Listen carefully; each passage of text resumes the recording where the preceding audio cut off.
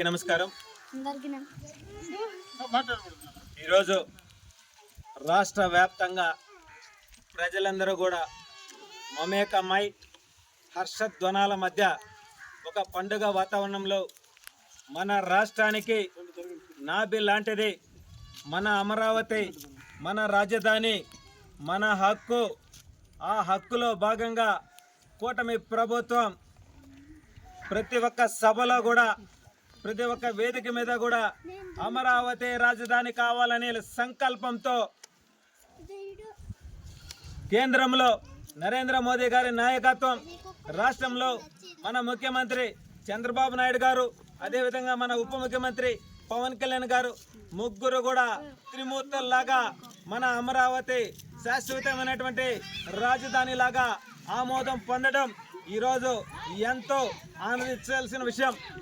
అందుకే మేమందరం కూడా పేద బడుగు బలహీన వర్గాల మధ్యలో ఈ యొక్క పండుగ వాతావరణాన్ని నిర్వహిస్తూ మన రాజధాని అమరావతి ఎందుకు అని అంటున్నామంటే ఆ భగవంతుడు దేవతలు నడియాడినటువంటి స్థలం, దానికి ఎంతో చరిత్ర. అందుకే ఇటు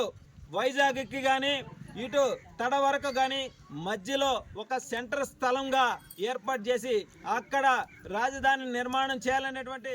నటిస్తున్నటువంటి జగన్మోహన్ రెడ్డి అనేటువంటి వ్యక్తి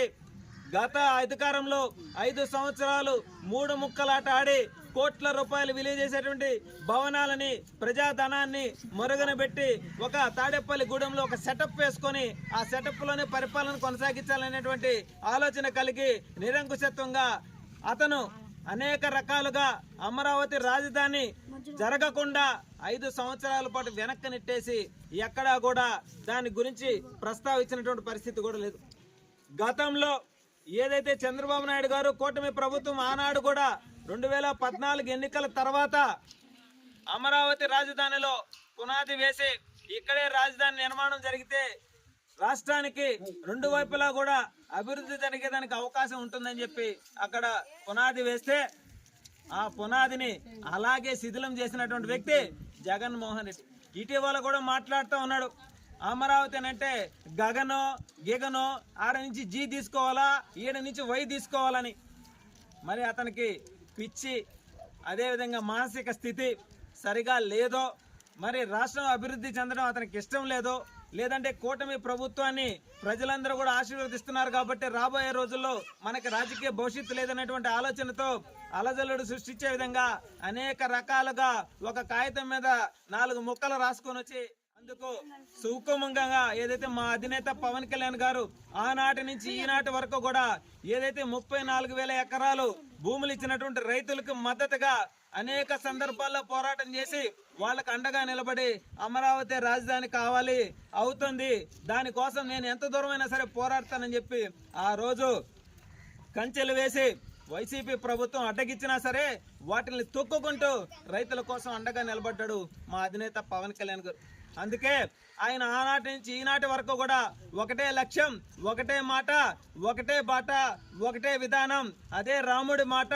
రామబాణం లాగా అమరావతి రాజధాని, ఆ అమరావతి రాజధాని ఏర్పడేంత వరకు నేను మాత్రం పట్టు వదలకుండా పోరాటం చేస్తానని చెప్పి నిలబడినటువంటి వ్యక్తి మా అధినేత పవన్ కళ్యాణ్ గారు. నిజంగా అందుకే ఈరోజు అందమైన